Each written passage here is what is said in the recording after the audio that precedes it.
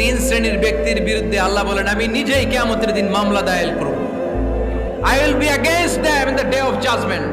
Three categories of people I will be against them in the day of judgment. তিন শ্রেণীর লোক কিয়ামতের দিন তারা ছাড় পাবে না।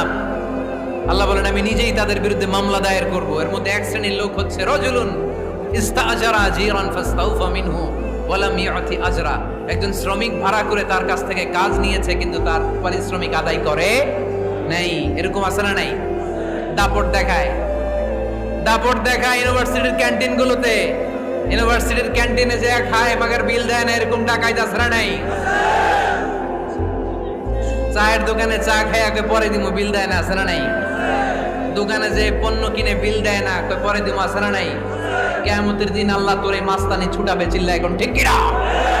আনা খাসমুহুম, আমি নিজেই তাদের বিরুদ্ধে মামলা দায়ের করব। কথাটা কার? এজন্য